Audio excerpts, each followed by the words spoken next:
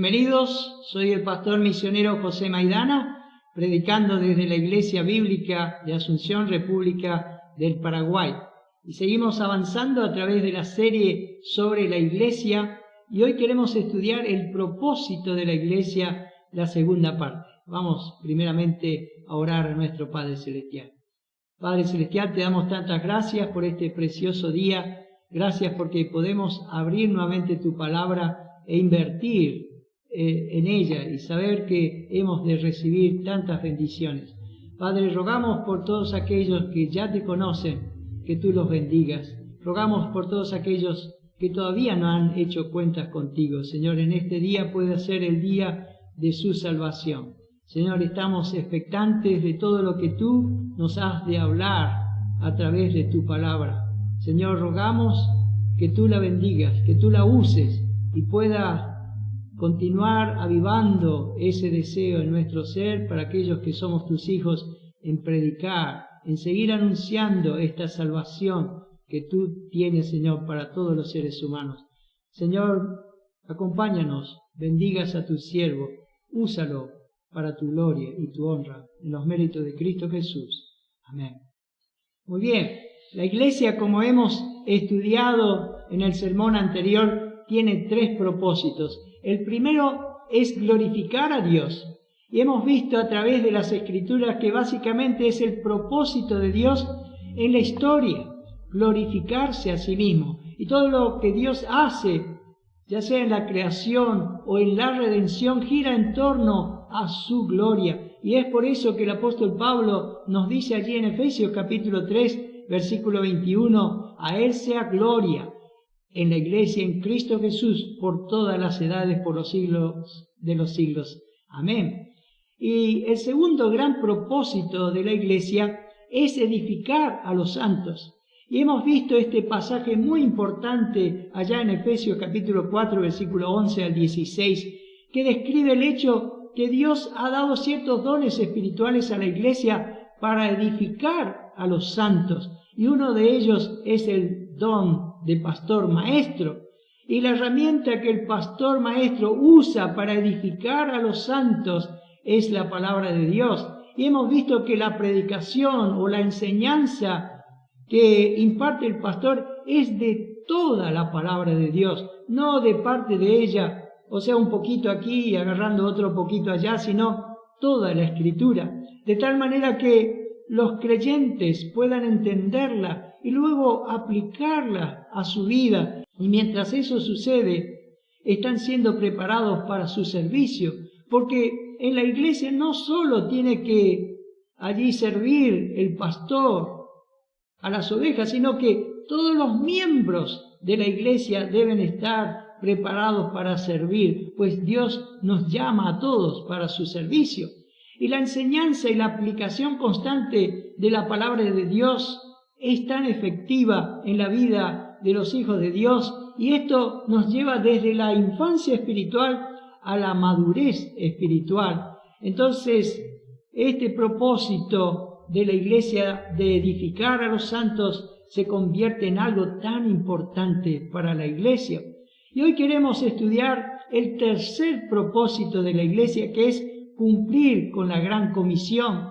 Después de la muerte, sepultura y resurrección de nuestro Salvador, el Señor comisionó a sus discípulos a ir por el mundo para predicar el Evangelio a toda criatura.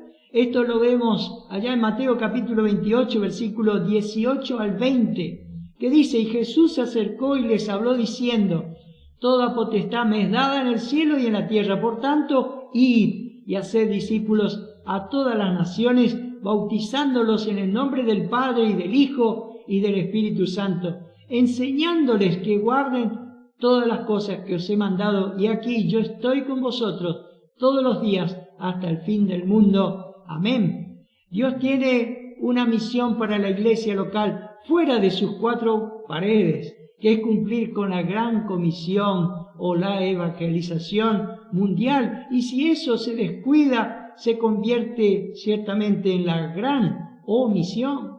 La mayoría de las iglesias pueden ser buenas en dos de los tres propósitos, o tal vez en uno de los tres propósitos, pero no Vemos iglesias que tienen los 3 propósitos. El llamado de Dios a las iglesias es en hacer los 3 propósitos: glorificar a Dios, edificar a los santos y cumplir con la gran comisión o la evangelización mundial. En el Nuevo Testamento declara que Dios está preocupado por salvar a las almas. En 1 Timoteo capítulo 2, versículo 4 dice: el cual quiere que todos los hombres sean salvos y vengan al conocimiento de la verdad. El libro de Jonás es una buena ilustración de esto, que nos muestra la asombrosa determinación de Dios en salvar en el Antiguo Testamento. Pero el profeta Jonás, a quien Dios le designó llevar el mensaje al pueblo de Nínive, no quiso obedecer a la orden de Dios y se fue para otro lado en vez de ir a Nínive en total irresponsabilidad. Fue un hombre egoísta que perdió su enfoque misionero. Dios tuvo que tratarlo entonces duramente allí con su rebeldía, y finalmente el profeta allí obedeció y lo hizo. Fue a Nínive a predicar, y lo que sucedió allí fue tan admirable. Todo el pueblo de Nínive se arrepintió de forma tal que Dios pudo salvarlos. Jonás es un ejemplo de muchos cristianos rebeldes en el día de hoy que se enfocan en sí mismos y olvidan por completo el propósito de Dios de salvar a las almas. La tragedia que vivimos hoy es de una iglesia tal vez que está muy enfocada en la enseñanza de la Biblia, pero que ha perdido de vista el mundo inconverso que nos rodea. ¿Tienes tu fervor, mi querido hermano, en ganar a las almas? ¿Compartes el Evangelio y lo que Cristo significa para ti en tus conversaciones con tus amigos? ¿Compartes allí con tus vecinos lo que Cristo ha hecho en tu vida en salvarte? ¿Compartes con tus compañeros de trabajo o con tu familia, con aquellos seres queridos que todavía no han conocido a Cristo como tu Salvador? Dice el apóstol Pablo, fíjense este hermoso pasaje en Romanos capítulo 10, versículo 1. Hermanos, ciertamente el anhelo de mi corazón y mi oración a Dios por Israel es para salvación. ¿Es así el deseo que tú tienes en tu corazón? ¿Tienes este mismo anhelo de que las almas sean salvas? ¿Se ha ido apagando tal vez esta pasión de ganar a las almas, de ganar a aquellos que están yendo a la condenación? Vemos tanto lo que es la indiferencia y la liviandad en la iglesia actual a la orden de Dios, al llamado de Dios de ir y predicar el Evangelio. Miremos nuestro primer punto, lo que no es la gran comisión. La iglesia de hoy está ocupada haciendo cualquier otra cosa menos evangelizar. Muchas iglesias están dedicadas a tantas actividades, pero el mayor problema al que se enfrentan las personas es que se están yendo a la eternidad para enfrentar el juicio del gran trono blanco de Dios, y necesitan escuchar el Evangelio y ser salvos antes de ir a ese juicio de condenación. Ahora, en este día, tal vez tú tienes que estar predicando el Evangelio a aquellos que tú conoces. El Señor Jesús dio esta comisión a sus discípulos después de su resurrección y antes de la ascensión al tercer cielo. Y la orden que el Señor nos dejó es de predicar el Evangelio. El verbo predicar significa anunciar un mensaje. Y es la misma palabra que aparece allí en 2 Timoteo capítulo 4, versículo 2, que prediques la palabra. En los tiempos antiguos, los mensajes importantes eran comunicados por un heraldo. Este era el mensajero personal del rey, que proclamaba el mensaje del rey. Y la gente de la ciudad se reunía ansiosa de oír las últimas noticias. El heraldo no entregaba su propio mensaje porque a nadie le interesaba el mensaje de él, sino que él entregaba el mensaje del rey, palabra por palabra, sin olvidarse ninguna de ellas. Y el apóstol Pablo dijo allí en 2 Corintios 5:20, así que somos embajadores en nombre de Cristo, como si Dios rogase por nosotros. Os rogamos en nombre de Cristo, reconciliaos con Dios. El predicador Oswald Smith fue un pastor defensor de las misiones y dijo: oh mis amigos, estamos agobiados en incontables actividades en la iglesia, mientras que la verdadera obra de la iglesia, la de evangelizar y ganar a los perdidos, está casi completamente abandonada. Parece que hoy en día la iglesia está haciendo de todo menos lo que el Señor nos mandó que hiciéramos. Sustituimos con nuestros programas el verdadero programa de Dios. Miremos lo que no es la gran comisión de Dios. El Evangelio no es suplir para las necesidades de la gente. Muchas iglesias nunca tienen en sus propósitos nada sobre la gran comisión, sino que solo un evangelio social, de ayudar a la gente, de mejorar allí tal vez su vida social, en mejorar su economía, en ayudarle tal vez con algunos remedios para su salud o su bienestar en cualquier parte de sus vidas, pero en realidad están entreteniendo a las almas. Los incrédulos se sienten reconfortados, satisfechos, porque allí no se les está hablando de su gran necesidad de arrepentirse de sus pecados, porque ellos están yendo a la condenación eterna. No les dicen que hagan cuentas con Dios, por lo tanto no son compungidos ni apenados en sus almas por sus vidas y lejos de Dios que están llevando, por su condición de perdidos delante de Dios, que les espera una condenación. Por eso no sienten necesidad. Jesucristo se vio inundado de gente alrededor de Él, buscando solucionar sus necesidades externas, sus necesidades materiales, económicas, pero no su necesidad espiritual. En Juan capítulo 6 vemos que la única razón por la que todos estaban siguiendo al Señor Jesucristo era porque les llenó sus estómagos de comida. Esto lo vemos allá en Juan capítulo 6, versículo 26.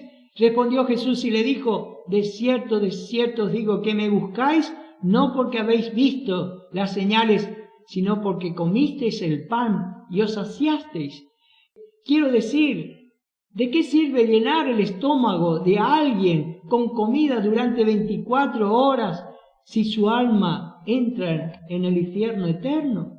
El Señor no dijo: vayan por todo el mundo y alimenten a los que están hambrientos, vistan a los necesitados, construyan hogares para los pobres y cuiden de los enfermos. No, el Señor no nos mandó a hacer eso, aunque ciertamente no debemos olvidar el dolor y la pobreza y el sufrimiento que hay en el mundo y en muchas personas. Sin embargo, nuestro Señor no nos encomendó el evangelio social. En Mateo 16, 26 dice: porque ¿qué aprovechará al hombre si ganare todo el mundo y pierde su alma? ¿O qué recompensa dará el hombre por su alma? Piensa en los primeros cristianos. ¿Cuál era el principal afán de ellos? ¿Cuál era su principal actividad? Fíjense lo que dice en Hechos capítulo 5, versículo 42. Y todos los días en el templo y por las casas no cesaban de enseñar y predicar a Jesucristo. Ellos estaban demasiado ocupados haciendo lo que el Señor Jesucristo les mandó que hicieran. En Hechos capítulo 8, versículo 4 dice: pero los que fueron esparcidos iban por todas partes anunciando el Evangelio. El pastor Dave Ham dijo: necesitamos predicadores que llamen al mundo al arrepentimiento. Necesitamos Enoch que caminen con Dios y adviertan del juicio. Necesitamos Noés que prediquen justicia y adviertan del juicio venidero. Esto es lo que necesitamos. Hasta aquí el comentario del pastor Ham. Cuando los creyentes hacen lo que el Señor les dice que hagan, es asombroso el impacto que a la larga pueden tener allí la sociedad en que vivimos. Consideremos a los primeros cristianos de la era de la iglesia. El predicador J.C. Ryle escribió sobre ese tiempo diciendo: en pocas generaciones y por las doctrinas de la Biblia cambiaron completamente la faz de la sociedad antigua, vaciaron los templos de dioses paganos, asestaron un golpe fatal a la idolatría y dieron al mundo una moralidad verdadera, una ética real para la sociedad, elevaron el carácter y la posición de la mujer, alteraron el código de la moralidad y el decoro y pusieron fin a muchas de las crueles costumbres y deportes de aquellos días, como las luchas de gladiadores. Esto fue ciertamente el impacto que provocó allí el mensaje de Dios, la influencia que produjo la corriente avasalladora del Evangelio en ese tiempo fue tan eficaz. Consideremos otro punto en el cual no es la gran comisión que Dios nos mandó. El Evangelio no es ir por el mundo y cambiar el mundo para Cristo. Dios nunca nos ha dicho que cambiemos el mundo. El sistema del mundo está corrompido y se dirige a la destrucción. Esto lo vemos en Romanos capítulo 8, versículo 22, porque sabemos que toda la creación gime a una, y a una está con dolores de parto hasta ahora. Dios nos ha dicho que prediquemos el Evangelio a toda criatura, y cuando una persona responde correctamente al mensaje del Evangelio, su vida verdaderamente será cambiada por la gracia de Dios. La gran comisión, como dijimos, no significa cambiar la sociedad, sino convertir a los individuos. El único que puede cambiar el mundo es Dios mismo. Y esto sucederá cuando Cristo regrese en su segunda venida para establecer su reino milenial. La Iglesia nunca introducirá un mundo nuevo y mejor. Esta obra será hecha solo por el Señor Jesucristo, una tarea que solo el Señor mismo puede hacer directamente cuando Él venga a este mundo. ¿Qué está haciendo Dios hoy en la era de la Iglesia? No está trayendo justicia social a la tierra. Lo que está haciendo es que está sacando de entre los gentiles un pueblo para su nombre. Fíjense allá en Hechos capítulo 15, versículo 14, dice: Simón ha contado cómo Dios visitó por primera vez a los gentiles para tomar de ellos pueblo para su nombre. Oh, bendito nuestro Dios. Él continúa salvando a las almas. Miremos el segundo punto aquí, la Iglesia y su mensaje evangélico. ¿Cuál es el mensaje que damos en la Gran Comisión? Quizás una de las declaraciones más gloriosas del Evangelio en toda la Escritura se encuentra en Romanos capítulo 1, versículos 16 y 17, que dice: porque no me avergüenzo del Evangelio, porque es poder de Dios para salvación a todo aquel que cree, al judío primeramente y también al griego, porque en el Evangelio la justicia de Dios se revela por fe y para fe, como está escrito: mas el justo por la fe vivirá. Pablo en estos dos versículos nos presentan 10 expresiones o ideas para poder comprender todo el alcance del Evangelio. En primer lugar, definamos la palabra Evangelio. El Evangelio significa buenas nuevas, buenas noticias, y la noticia más hermosa que podemos escuchar y recibir de parte de Dios, y lo vemos allí en 1 Corintios capítulo 15, versículos 3 y 4, que Cristo murió por nuestros pecados conforme a las Escrituras, y que fue sepultado y que resucitó al tercer día conforme a las Escrituras. Y ciertamente si creo en Cristo como mi Salvador personal, tengo vida eterna. Miremos la segunda expresión que nos dice este versículo: no me avergüenzo del Evangelio. Pablo sabía que para cualquier persona no salva, sin el Espíritu de Dios en su vida, el Evangelio sería motivo de vergüenza, que su mensaje, su predicación iba a ser tomada despreciativamente y de escándalo tal vez para otros, pero él sabía muy bien que el Evangelio son buenas noticias para un mundo en angustia, para un mundo en desesperación por causa del pecado. Aunque otros podrían avergonzarse del Evangelio, todo lo opuesto. Para Pablo ciertamente era un orgullo. Pablo se sentía orgulloso de compartir el Evangelio. A continuación, el apóstol Pablo explica la razón por la que no se avergonzaba del Evangelio, porque dice, porque es poder de Dios. La palabra griega traducida poder es la palabra dinamis, de donde también obtenemos la palabra en castellano dinamita.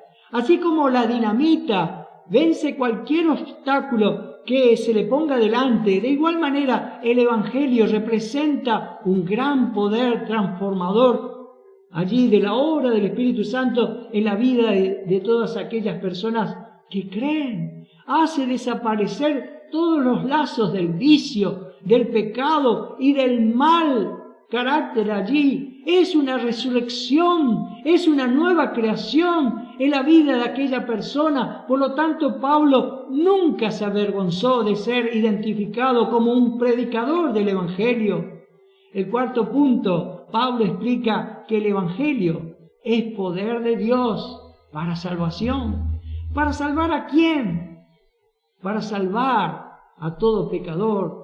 Dios quiere salvar a todos los pecadores. No hay nada conocido por el hombre que tenga tal poder para salvar el alma del ser humano. La gloria del Evangelio es que tiene poder para salvar al pecador, salvarlo de la condenación eterna, salvar de todo lo que el pecado lleva consigo la miseria física, lleva consigo el pecado, la miseria moral, lleva consigo allí esa miseria intelectual y también su miseria espiritual de los seres humanos. ¡Oh, cuán grande es el Evangelio, que es poder de Dios para salvación! El quinto, Pablo explica que el Evangelio es para todo aquel que cree. ¡Oh, bendita expresión!, ¿no es cierto? Sin distinción, está diciendo todo aquel que cree.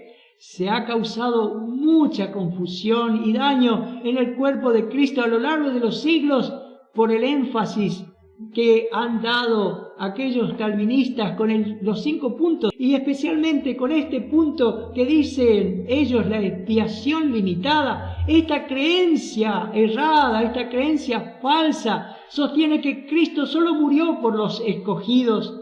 Pero Pablo, mediante el uso del término a todo aquel que cree, está indicando que él no sabía nada de esta expiación limitada. Más bien Pablo y el resto de las Escrituras tienen muy claro que la muerte de Cristo fue por todo el mundo, no algo limitado, sino ilimitado. Esto vemos en infinidad de pasajes en las Escrituras, pero fíjense en estos dos. Tito 2:11 dice, porque la gracia de Dios se ha manifestado para salvación a todos los hombres. Y en Juan 1:29, el siguiente día vio Juan a Jesús que venía a él y dijo, he aquí el Cordero de Dios que quita el pecado del mundo. Entonces, el Señor quiere salvar a todos y su muerte fue por todos. Miremos que el Evangelio tiene un gran poder para salvar. Sin embargo, Pablo dice, para que un pecador reciba los beneficios del Evangelio, está limitado a una sola condición: creer. Probablemente en el Nuevo Testamento existe entre 150 y 200 pasajes que condicionan especialmente la salvación de una persona perdida a esta sola palabra de creer en Cristo. Las multitudes que le seguían al Señor Jesucristo escucharon de sus palabras allá en Juan capítulo 6, versículos 28 y 29. ¿Qué debemos hacer para poner en práctica las obras de Dios?, preguntaron ellos. Respondió Jesús y les dijo, esta es la obra de Dios, que creáis en el que Él ha enviado. Creer es simplemente un sinónimo de fe y confianza, y en el momento en que una persona perdida, en una persona condenada por sus pecados, deposita allí su confianza en Cristo, en lo que Él hizo por nosotros en la cruz, en ese mismo momento esta persona es salva, tiene vida eterna. En la siguiente expresión, Pablo explica su prioridad en la predicación del Evangelio, al judío primeramente y también al griego. Debido a que los judíos son el pueblo elegido de Dios, Pablo les predicó primero para que ellos pudieran tener esa oportunidad de escuchar y creer en el mensaje del Evangelio. Vemos también esta misma norma no solo en el ministerio del apóstol Pablo, sino también en el ministerio del Señor Jesucristo. Lo siguiente dice allí: porque en el Evangelio la justicia de Dios se revela. Pablo nos muestra el beneficio específico que el Evangelio deja a la humanidad pecadora. Lo que ofrece el Evangelio es una revelación de la justicia de Dios. No es una justicia creada por uno mismo porque no la tenemos, sino más bien una justicia que pertenece solo al Señor Jesucristo. En Efesios capítulo 2, versículos 8 y 9 nos dice: porque por gracia sois salvos por medio de la fe, y esto no de vosotros, pues es don de Dios, no por obras, para que nadie se gloríe. Dios tiene ese don de la gracia para salvar a los hombres y que lo pueden obtener por medio de la fe. Esta justicia es transferida o imputada al pecador en el momento exacto que esta persona cree en el mensaje del Señor Jesucristo, en el mensaje del Evangelio. En Filipenses capítulo 3, versículo 9 dice: y ser hallado en Él, no teniendo mi propia justicia, que es por la ley, sino la que es por la fe de Cristo, la justicia que es de Dios por la fe. Miremos ahora lo que Pablo quiso decir con la expresión por fe y para fe, como está escrito: mas el justo por la fe vivirá.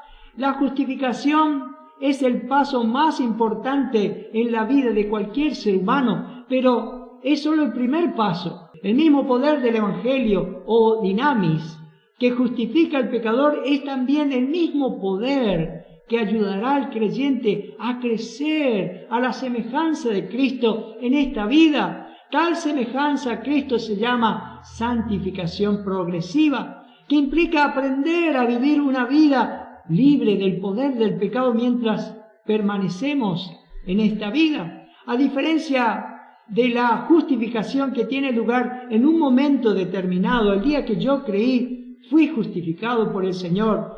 La santificación es un proceso gradual mediante el cual aprendemos a vivir la vida cristiana a través de la dependencia en nuestro Salvador, en el Señor Jesucristo. Así como se necesita fe para experimentar la justificación al principio de nuestra vida cristiana, y eso quedó allí sellado, así también el Hijo de Dios, aquel que ha nacido de Dios, debe seguir confiando en el Señor Jesucristo. ¿Cuánto tiempo? Momento tras momento, circunstancia tras circunstancia, allí en nuestra vida.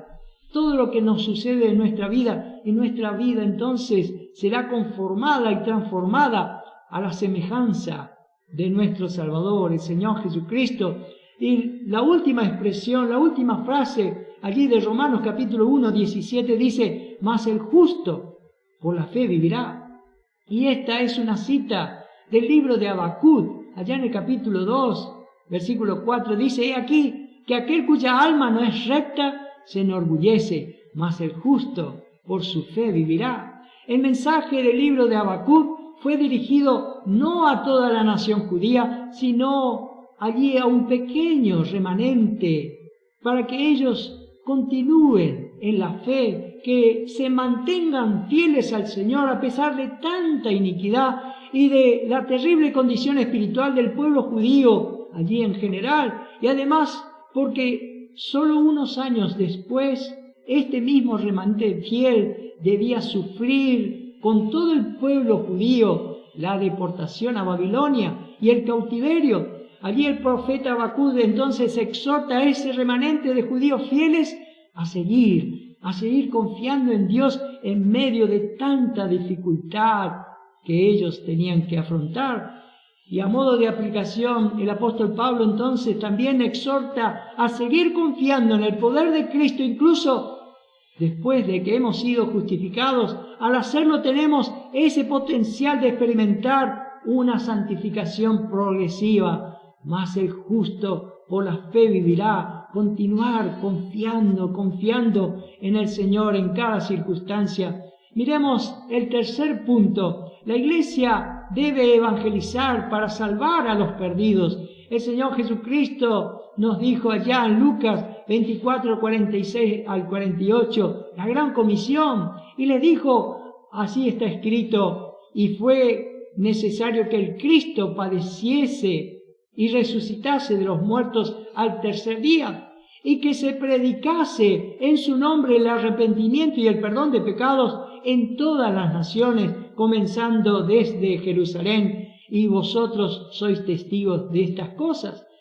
Para tal motivo necesitamos creyentes firmes para extender el Evangelio. Benditos de Dios por siempre serán los que, como aquellos sencillos hombres de Chipre y de Cirene, que sin ser predicadores, ellos allí entregaron el mensaje de Dios, dieron cumplimiento a la gran comisión. Miremos allí en Hechos capítulo 11, versículo 19 al 21, cómo se formó la iglesia en Antioquía. Dice, ahora bien, los que habían sido esparcidos a causa de la persecución que hubo con motivo de Esteban, pasaron hasta Fenicia, Chipre y Antioquía, no hablando a nadie la palabra, sino solo a los judíos. Pero había entre ellos unos varones de Chipre y de Cirene, los cuales cuando entraron en Antioquía hablaron también a los griegos, anunciando el Evangelio del Señor Jesús. Y la mano del Señor estaba con ellos, y gran número creyó y se convirtió al Señor. Qué hermosa expresión esta, y la mano del Señor estaba con ellos.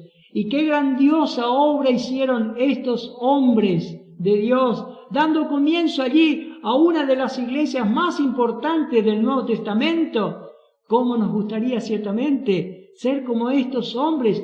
Y bien puede ser, si hacemos lo que ellos hicieron, salgamos y busquemos a los perdidos para darles el Evangelio en la forma como podamos, con firmeza y perseverancia, y la mano de Dios estará poderosamente, ciertamente con nosotros, y podremos tal vez dar origen allí a una de las iglesias más importantes en nuestra región. Amén.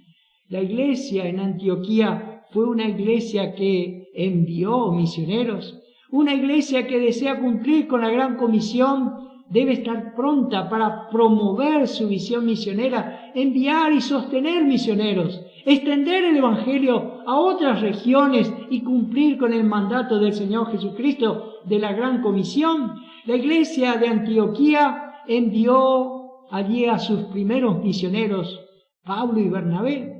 ¿Qué momento habrá sido ese momento? ¿Qué momento más glorioso? ¿No es cierto? Que lo encontramos en Hechos capítulo 13, cuando por primera vez una iglesia oye la voz del Espíritu Santo y entrega a los hombres que Dios quiere y los envía al campo misionero.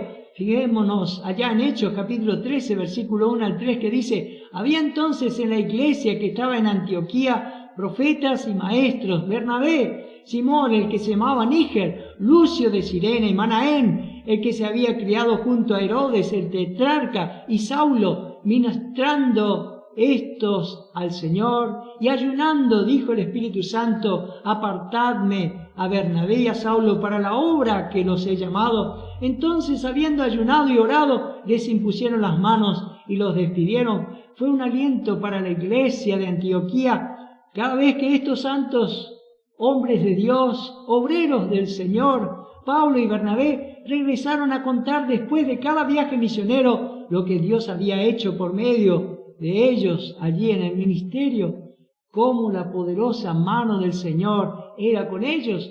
En Hechos capítulo 14, versículos 26 y 27 dice, y habiendo llegado y reunido a la iglesia, refirieron cuán grandes cosas había hecho Dios con ellos y cómo había abierto la puerta de la fe a los gentiles. ¡Qué bendición! ¿No es cierto? Entonces les espera a aquellas iglesias que cumplen con el mandato de nuestro Señor. Tercero, la iglesia de Jerusalén no fue una iglesia misionera. La iglesia de Jerusalén era una iglesia numerosísima. Dice las Escrituras que tan poco tiempo tuvieron 5.000 hombres, sin contar las mujeres ni los niños. Esto lo encontramos en Hechos capítulo 4, versículo 4, que dice: pero muchos de los que habían oído la palabra creyeron, y el número de los varones era como 5.000. Pero con todo ese potencial que el Señor les concedió, allí la iglesia de Jerusalén, no vemos que hayan enviado ni un misionero. Dios permitió, por lo tanto, varias persecuciones y tuvieron que huir de Jerusalén para salvar sus propias vidas y de esta forma poder predicar a otros el mensaje del Evangelio. Hoy también pasa lo mismo. La iglesia tiene 1000 pretextos para no salir en la evangelización con todas las posibilidades que Dios nos da en este día. Se espera en realidad dentro del templo que la gente llegue allí para poder predicarles. Nada hacen, ni siquiera para llevar el Evangelio a los que viven alrededor de la iglesia, que es responsabilidad ante Dios, ¿no es cierto? El poder de Dios se conoce llegando con el Evangelio a las almas. Esto hay que hacer. Y el cuarto, el cumplimiento de la Gran Comisión define ciertamente la calidad de una iglesia. En Marcos 16:15 encontramos también la Gran Comisión del Señor. Y les dijo: id por todo el mundo y predicad el Evangelio a toda criatura. Iglesias que desconocen en la práctica cómo fue la iglesia de Jerusalén con el mandato del Señor de predicar el Evangelio, siempre serán iglesias mediocres y fracasadas. Pero aquellas iglesias que hacen de su meta el extender el mensaje del Evangelio, van a ser iglesias victoriosas y firmes, organizando todo hacia ese objetivo. La mano del Señor ciertamente va a bendecir. La mano del Señor va a estar con aquellos que predican su mensaje. Lo mismo pasa con la vida individual. El creyente que no hace nada para dar el Evangelio a los perdidos, a aquellos que están a su alrededor, será ciertamente un creyente débil y muchas veces hasta podrá caer en pecados terribles.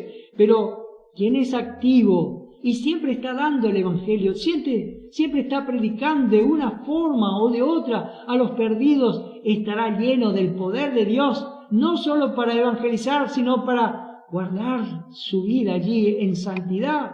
¿Qué clase de creyentes somos, mi hermano? Esto es lo que define qué clase de iglesias tenemos. Una iglesia buena es la que sigue allí los pasos de la iglesia de Antioquía, la congregación que el Espíritu Santo nos dejó como modelo, que podamos ser así como ellas. Queridos hermanos, entonces, aunque no seamos grandes predicadores, salgamos a contar lo que sabemos, salgamos a contar lo que Dios hizo en nuestras vidas. En Juan 3:16 podemos decirle: porque de tal manera amó Dios al mundo, que ha dado a su Hijo unigénito, para que todo aquel que en él cree no se pierda, mas tenga vida eterna. Digámosles: Cristo murió por tus pecados. Digámosle a la gente que si no crees en Cristo te está yendo a la condenación eterna. Digámosle que crean en este día en el Señor Jesucristo para ser salvos, o que podamos ser creyentes que anuncien el Evangelio, que podamos ser esa buena iglesia que va a ser no solo de gran bendición para nosotros, sino también para nuestros hijos, para nuestros nietos. Oh Señor, aviva tu iglesia, avívala. El cuarto punto, Dios desea salvar a las almas. ¿Cuánto vale la salvación de un alma para Dios? Mucho, muchísimo. Miremos el ejemplo de Cristo en salvar a las almas. Imagínense al Creador del cielo y de la tierra, del universo, que se hizo hombre, tomó forma humana, con tal motivo de salvar a las almas. En Juan 1:14 dice: y aquel verbo fue hecho carne y habitó entre nosotros. Y en esa pasión que tuvo nuestro Salvador por salvar a los pecadores, Él tuvo que soportar el rechazo, el desprecio, aún la persecución, el odio, hasta la misma muerte. Pero fíjense lo que dice este pasaje de la clave de la misión de nuestro Señor Jesucristo. En Marcos 10:45 dice, porque el Hijo del Hombre no vino para ser servido, sino para servir y para dar su vida en rescate por muchos. Sabemos que el anhelo ardiente de nuestro Salvador es que las almas sean salvas y que no se pierdan, porque dice en Juan 3:17, porque no envió Dios a su Hijo al mundo para condenar al mundo, sino para que el mundo sea salvo por él.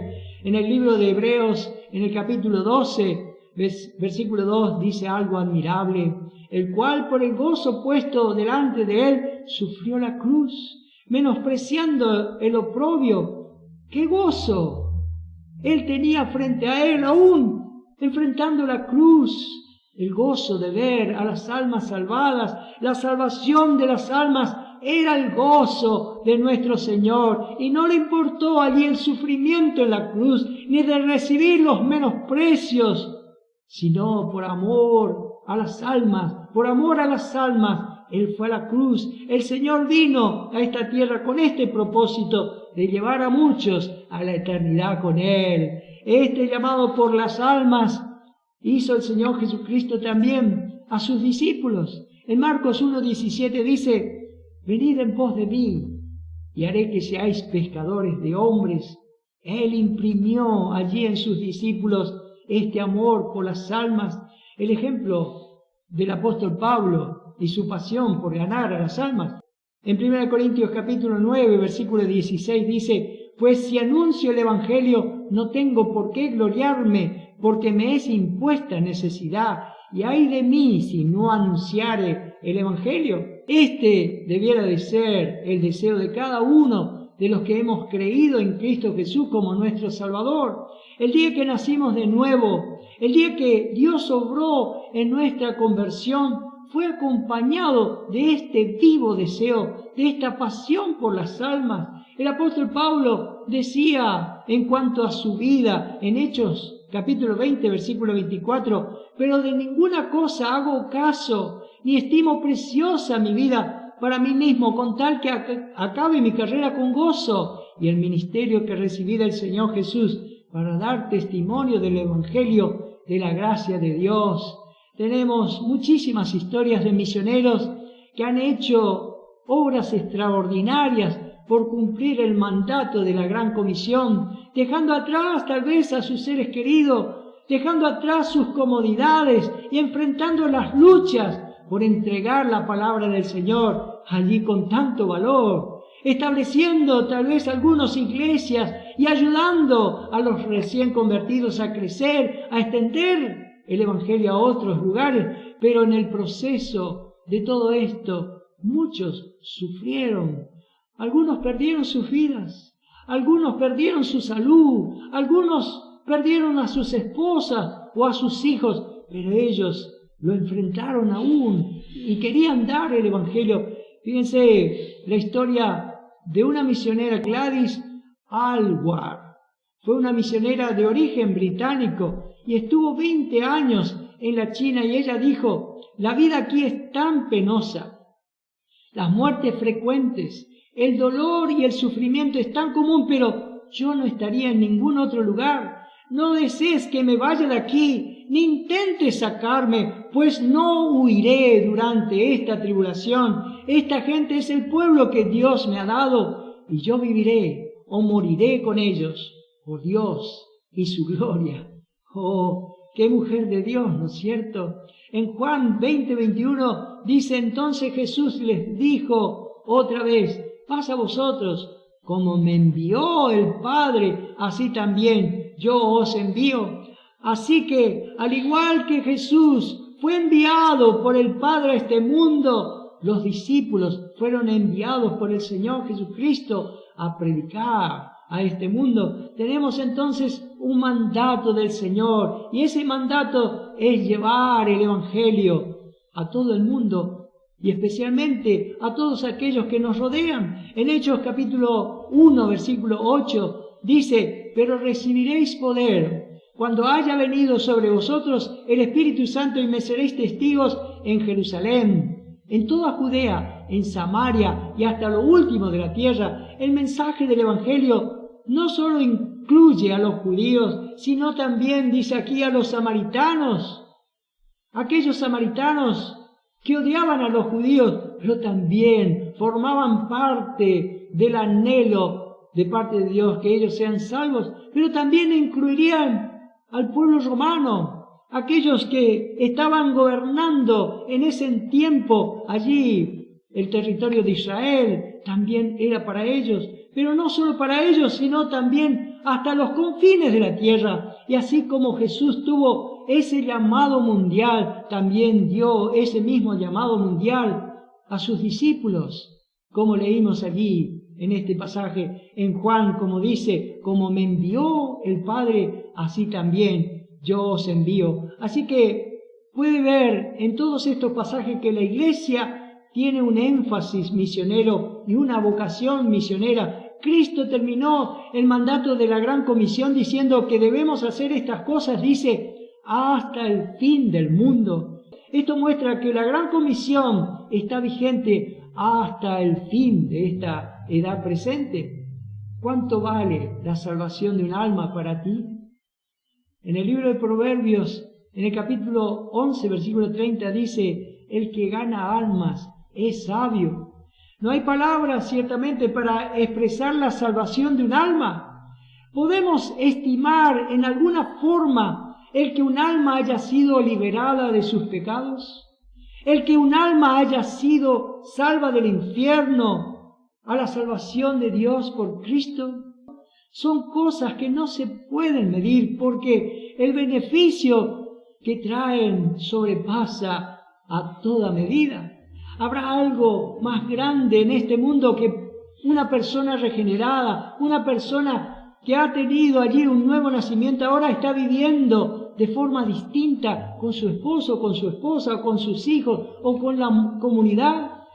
Aquellos que han salido de algún vicio tal vez, aquellos que han salido de la corrupción, han salido de la perversidad o han salido de la idolatría o de las falsas enseñanzas, falsas doctrinas, que el ladrón se ha transformado o que el borracho esté ahora en su juicio cabal o que el perverso o el infiel o el mentiroso que haya dejado de hacer todas aquellas locuras que él hacía, no hay forma de apreciarlo. ¿Y qué decir de aquellos que viven atormentados en su interior, en su alma, y allí sus corazones están quebrantados y afligidos y angustiados por causa de sus propios pecados, que los acusan, que los atormenta, y ahora que ellos conocen al Señor como su Salvador, tienen paz con Dios, tienen gozo en su corazón, que saben que sus pecados ya han sido perdonados totalmente y poder disfrutar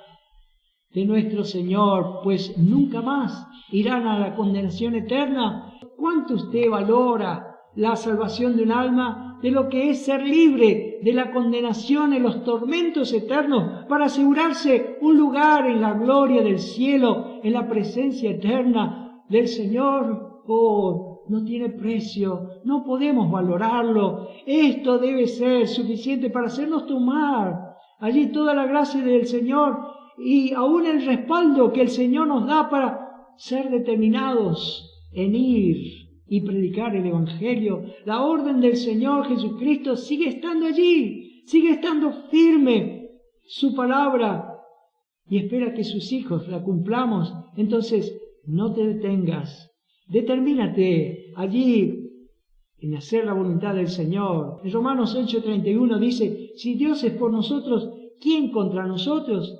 Entonces, queridos hermanos, uno de los gozos más grandes que podemos tener como hijos de Dios es llevar un alma a Cristo.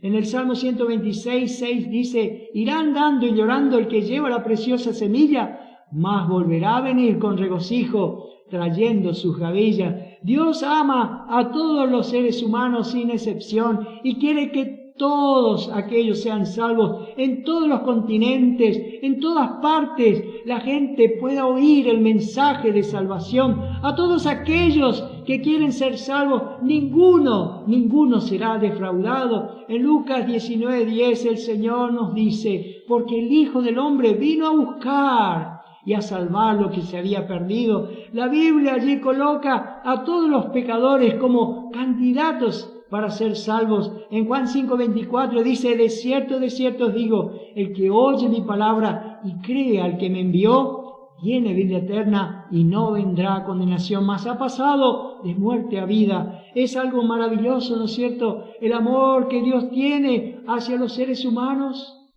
O que puedas comprobar, si todavía no conoces a Cristo, que Él te ama, que Él quiere salvar tu alma. En 2 de Pedro, capítulo 3, versículo 9, dice: el Señor no retarda su promesa, según algunos la tienen por tardanza, sino que es paciente para con nosotros, no queriendo que ninguno perezca, sino que todos procedan al arrepentimiento.